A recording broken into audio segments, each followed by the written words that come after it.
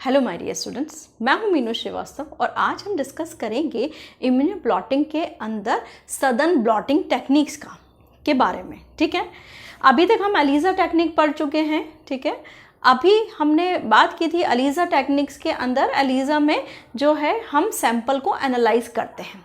यहाँ पर जो सदर्न ब्लॉटिंग टेक्निक है, इसके अंदर हम डीएनए को एनालाइज करते हैं और यहाँ पर जो डीएनए हमें मिला है उसमें हम वो कोड ढूंढने की कोशिश करते हैं या कोई ऐसा सीक्वेंस ढूंढने की कोशिश करते हैं जिससे हमें पता लग जाए कि हाँ, ये डीएनए हमारे काम का है। फॉर एग्जाम्पल, जैसे सपोज दैट कि इसको ऐसा समझिए कि इंसुलिन की जीन आपके पास कोई बैक्टीरियल एक्सट्रैक्ट है या बैक्टीरिया का डीएनए है। ठीक है, आप देखना चाह रहे हैं कि क्या इंसुलिन की जीन इस बैक्टीरिया में है क्या। ठीक है, अगर इस बैक्टीरिया में होगी तो मेरे पास जो है उसे मैं जेनेटिक इंजीनियरिंग के थ्रू ट्रांसफ़र करके और अपना जो है जेनेटिक जो है उसको मॉडिफाई कर सकते हैं हम जेनेटिक सिस्टम को। ठीक है, तो यहाँ पर हमें जो इंसुलिन कैरियर जीन है, यानी कि ऐसी जीन जो इंसुलिन को रिप्रेजेंट करती है, वो जीन अगर हमें उस डीएनए में ढूंढनी है तो हम कौन सी टेक्निक लगाएंगे? Southern blotting technique.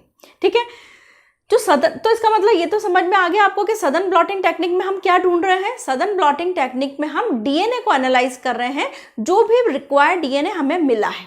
ठीक है, अब यहाँ पर ये चीज़ जानना बहुत ज़रूरी है कि जो डीएनए है उसका सीक्वेंस हमें पता है, यानी साइंटिस्टों ने रिसर्च करके डीएनए के सीक्वेंस को पता लगा लिया है, यानी डीएनए का कौन सा सीक्वेंस क्या कहता है वो हमें पता है। ठीक है, मैक्सिमम बैक्टीरियाज और इवन यूकैरियोटिक सेल यानी ह्यूमन का जीनोम भी स्टडी किया जा चुका है, यानी ह्यूमन जीनोम का कौन सा पार्ट किसको रिप्रेजेंट करता है ये ऑलरेडी पता है। ठीक है, अब आप ये सोचेंगे कि ये सब मैं क्यों बता रही हूँ, ये सब ही इसी टेक्निक का बेस बनेगा। तो चलिए हम स्टार्ट करते हैं सदर्न ब्लॉटिंग टेक्निक। ये जो टेक्निक है, ये this technique is used to come to know that the required और targeted DNA present on a particular genome. ठीक है, यानी कि जो टारगेट डीएनए आप ढूंढना चाह रहे हैं वो डीएनए आपके पास मौजूद है किसी पर्टिकुलर जीनोम में। ठीक है, इसको ढूंढा गया। इस टेक्निक का जो नाम है वो नाम दिया गया है जो साइंटिस्ट जिन्होंने इसको डिस्कवर किया था, एडवर्ड मिलर सदर्न। इनका पूरा नाम था ईएम मिलर या एडवर्ड मिलर सदर्न। इन्होंने 1975 में इस टेक्निक को ढूंढा था। ठीक है, यहाँ पर जो है जो प्रोसेस है, यानी कि जो इसका प्रिंसिपल है, इस टेक्निक का जो प्रिंसिपल है वो प्रिंसिपल क्या है? PLE सॉरी ना, वो प्रिंसिपल मैंने जो स्कूल में प्रिंसिपल होता है उसकी स्पेलिंग लिख दी थी। ठीक है, तो जो प्रिंसिपल है वो डीएनए हाइब्रिडाइजेशन पे बेस्ड है। डीएनए हाइब्रिडाइजेशन मतलब कि जो डीएनए का आपके पास सीक्वेंस है, सपोज इट ये सीक्वेंस है और इस सीक्वेंस को आप हाइब्रिडाइज कर रहे हो आपके पास जो लैब में सीक्वेंस मौजूद है उससे, एंड देन आप इसको एनालाइज कर रहे हो। ठीक है, तो यहाँ पर ये जो पीस है ये आपको मिला है और यहाँ पर ये जो रेड पीस है ये आपके लैब में बना हुआ है और आप इन दोनों को क्या कर रहे हैं? इन दोनों को रिएक्ट करवा के हाइब्रिडाइज करवा रहे हैं। ठीक है, तो यहाँ पर हाइब्रिडाइजेशन का मतलब समझ में आया आपको। और हाइब्रिडाइजेशन मतलब कि it means the required probe will interact with the single stranded DNA and form a double stranded, यानी कि जो आपके पास डीएनए है ये अच्छा, एक और चीज कि आपको पता होना चाहिए कि डीएनए कैसा मॉलिक्यूल है? डबल स्ट्रैंडेड मॉलिक्यूल है। डीएनए डबल स्ट्रैंडेड मॉलिक्यूल है। तो जो आपके पास डीएनए है पहले आप उसको किस में कन्वर्ट करेंगे? सिंगल स्ट्रैंडेड में। देन फिर उसको आप आपके पास जो लैब के अंदर ऑलरेडी मौजूद प्रोब है या आपने एट ए टाइम बनाया है उसके साथ आप उसको हाइब्रिडाइज करेंगे और उसको डबल स्ट्रैंडेड में कन्वर्ट करेंगे। ये ध्यान रखिएगा। ठीक है, तो यहाँ पर ये जो टेक्निक है ये टेक्निक जो है आपकी डीएनए हाइब्रिडाइजेशन के प्रिंसिपल पे बेस्ड है। नाउ यहाँ पर जो इसकी प्रोसीजर है वो हम पढ़ लेते हैं। मैं हेडिंग यहाँ पर डालना भूल गई। प्रोसीजर की जो स्टेप्स है वो हम पढ़ते हैं कि आखिर जो है सदर्न ब्लॉटिंग के प्रोसीजर्स क्या हैं, और सदर्न ब्लॉटिंग के प्रोसीजर होने के बाद देन फिर हम इसके एप्लीकेशंस भी पढ़ेंगे। ठीक है। यहां पर सबसे पहले जो आपके पास जीनोम है रिसीव्ड जो हुआ है, जो जीनोम आपको मिला है उसको आप रेस्ट्रिक्शन एंडोन्यूक्लियस एंजाइम से ट्रीट करेंगे। उससे क्या होगा, देखिए यहां पर जो ये आपको रिसीव्ड जीनोम है, ये आपका जीनोम है, ठीक है, ये कोई भी जीनोम है जो कि डबल स्ट्रैंडेड है, इसको आप ये जो आ रही है that is the restriction enzyme, restriction enzyme से ट्रीट करेंगे। रेस्ट्रिक्शन एंजाइम से ट्रीट करेंगे तो क्या हो जाएगा, ये छोटे छोटे पीसेस में कन्वर्ट हो जाएगा, यानी कि डीएनए सेगमेंट बन जाएंगे, ठीक है। तो यहां पर क्या हो जाएगा कि जो जीनोम रिसीव्ड है उसको आप रेस्ट्रिक्शन एंजाइम से ट्रीट करेंगे, देन रेस्ट्रिक्शन एंजाइम जो होगा वो डीएनए को डीएनए फ्रेगमेंट्स या सेगमेंट्स में कन्वर्ट कर देगा, ठीक है। नाउ यहां पर आप जो डीएनए के सेगमेंट है उनको एगरोस जेल इलेक्ट्रोफोरेसिस पे लेके आएंगे। एगरोस जेल इलेक्ट्रोफोरेसिस अगर मैं बात करूं तो वो इस तरीके की एक प्लेट होती है जिसमें आप एगरोस जेल डाल देते हैं। एगरोस जेल जो होता है वो आपका जब लिक्विड रहता है तो वो आपका जब वो गर्म रहता है तो लिक्विड फॉर्म में रहता है, लेकिन जैसे जैसे वो ठंडा हो जाता है वो जेल फॉर्म में आ जाता है, यानी थोड़ा सा सेमी सॉलिड स्टेट में आ जाता है। तो यहाँ पर क्या करते हैं जो है इसमें एगरोस जेल या पॉलीएक्राइलेमाइड जेल, यहाँ एक और चीज याद रखनी है, या तो उसको एगरोस जेल के अंदर डालेंगे या पॉलीएक्राइलेमाइड जेल भी इसमें यूज करते हैं।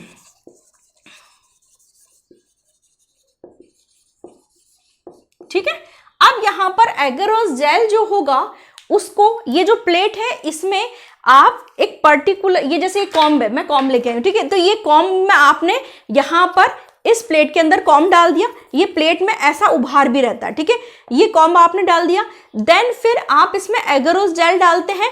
एगरोस जेल जब सॉलिड यानी सेमी सॉलिड हो जाता है तब आप ये कॉम्ब निकाल लेते हैं।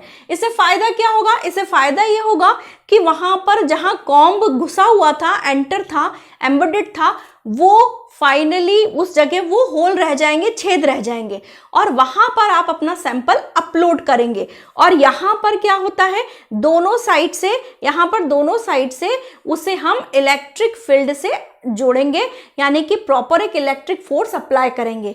ऐसा नहीं है कि यहाँ पर आप जो इसमें जो वायर निकले हुए रहते हैं उनको आप सीधे जाके इलेक्ट्रिसिटी जोड़ दें, ऐसा बिल्कुल नहीं है।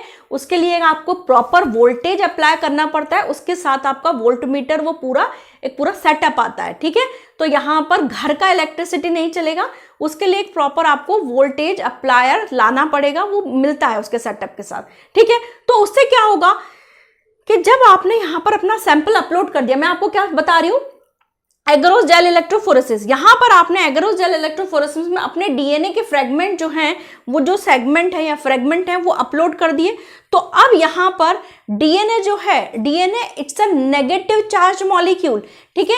डीएनए की फुल फॉर्म क्या है, डीऑक्सी राइबो न्यूक्लिक एसिड, और एसिड कैसा होता है, नेगेटिवली चार्ज। तो जो नेगेटिवली चार्ज मॉलिक्यूल है वो फाइनली पॉजिटिव पोल की तरफ अट्रैक्ट होंगे, यानी कि जो पॉजिटिव चार्ज है उसकी तरफ अट्रैक्ट होगा। समझ में आ गया। तो यहां पर एक इस तरीके का, अगर हम ये बात करें तो एक इस तरीके का सेटअप तैयार हो जाता है। ये देखिए इस तरीके का, ये जो जेल है इसमें प्रोटीन्स के इस तरीके के फ्रेगमेंट्स बन जाते हैं, कुछ बड़े कुछ छोटे, ठीक है, ठीक है, इस तरीके से, ठीक। ये आपका क्या है, एगरोस जेल या पॉलीएक्रिलेमाइड जेल भी आप इसको बोल सकते हैं, ठीक है। अब यहां पर क्या हुआ है कि अब आपको करना है ब्लॉटिंग। अलीजा के अंदर मैंने आपको बताया था what is the blotting. Blotting मतलब क्या है कि आपके पास जो डीएनए है, जो प्रोटीन है या कोई भी बायोमॉलिक्यूल है, आरएनए है, ठीक है, वो अगर आप मेम्ब्रेन पे ट्रांसफर करते हैं और एनालाइज करते हैं, and this technique is the name as blotting. Blotting मतलब कि किसी भी बायोमॉलिक्यूल को किसी मेम्ब्रेन पार्ट पे शिफ्ट करना, ठीक है। तो यहां पर क्या है, मैंने लिखा है it means the transfer of DNA from gel to the suitable membrane. अब यहां पर आपको क्या करना है, ब्लॉटिंग टेक्निक अप्लाई करना है। तो जो डीएनए का फ्रेगमेंट है उसको आपको प्रॉपर मेम्ब्रेन पे जो है अप्लाई करना है। मेम्ब्रेन पे अप्लाई करने के लिए स्पेसिफिक मेम्ब्रेन्स ली जाती हैं, जैसे नाइट्रोसेलुलोज या नायलॉन मेम्ब्रेन, ये जो मेम्ब्रेन्स होती हैं ये डीएनए के लिए एफिनिटी शो करती है, दे show the affinity towards DNA, ठीक है। और इनकी कह सकते हैं कि इनकी टेंसाइल स्ट्रेंथ भी बहुत ज्यादा होती है, टेंसाइल स्ट्रेंथ, ठीक है। जो जैसे डीएनए के जो, यानी कि ये जो मेम्ब्रेन है, भाई कोई आपसे पूछ ले कि आपने नाइट्रोसेलुलोज या नायलॉन का मेम्ब्रेन ही क्यों अप्लाई किया है, तो नाइट्रोसेलुलोज या नायलॉन की मेम्ब्रेन इसीलिए अप्लाई की गई है ताकि यहाँ पर जो डीएनए जो है वो आसानी से चिपक सके, ठीक है। तो यहाँ पर ये जो मेम्ब्रेन्स हैं इनकी डीएनए की एफिनिटी बहुत अच्छी होती है।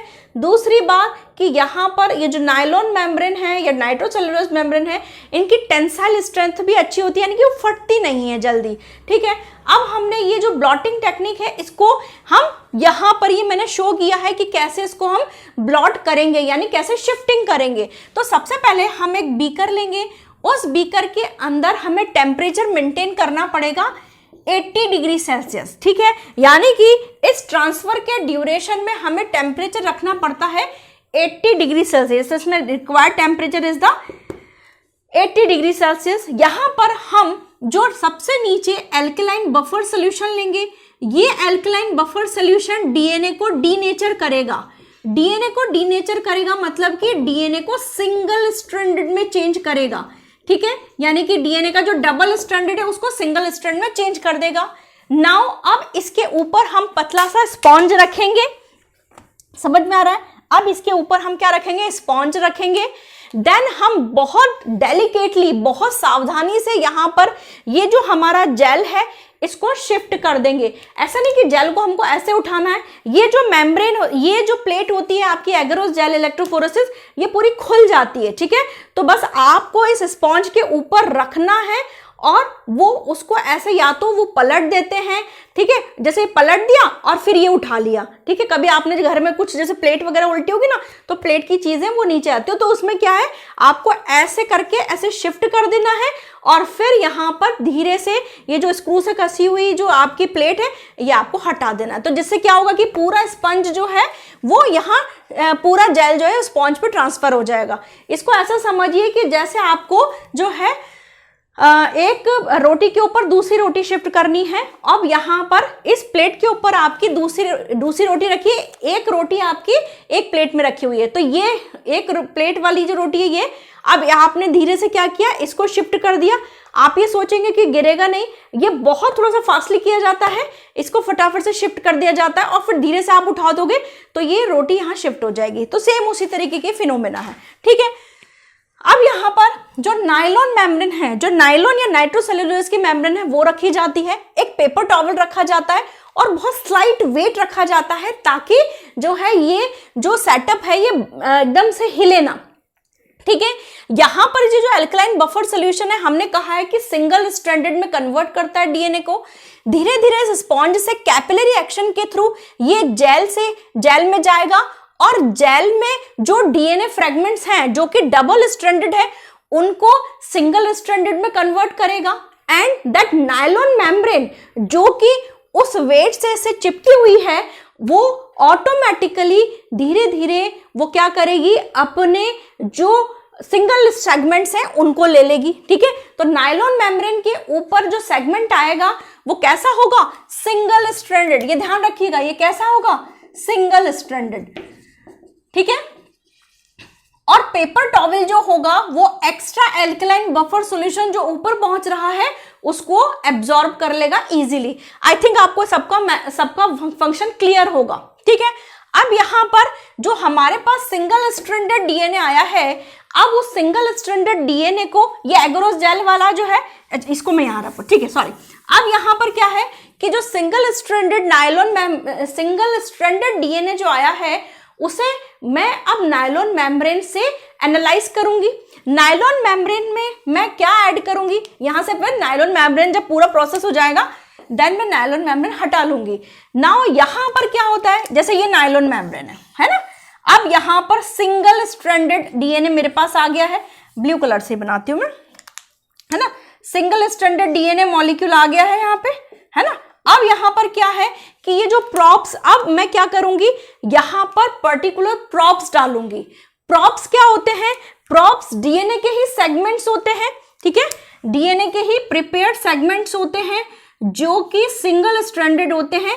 लेकिन ये जो प्रॉप्स होते हैं, इन प्रॉप्स को मैं यहां पर ये क्या करूंगी कि इन प्रॉप्स को रेडियो लेबल्ड कर दूंगी, ठीक है। इन प्रॉप्स को रेडियो लेबल किया जाता है। देखिए यहां पर मैंने लिखा हुआ है, ये जो प्रॉप्स हैं they are labelled with the radio isotopes, जैसे P32, ठीक है। इसके अलावा दूसरे तरीके के भी रेडियो लेबलिंग की जाती है, ठीक है। तो यहां पर जैसे मैंने उसको रेडियो लेबल कर दिया, ठीक है। और भी बहुत तरीके के प्रोब, जैसे मुझे 5-6 तरीके के डीएनए सेगमेंट ढूंढने हैं तो यहां पर मैं 5-6 तरीके के प्रोब्स बनाऊंगी एंड मैं ये सारे प्रोब्स यहां पर इंट्रोड्यूस कर दूंगी।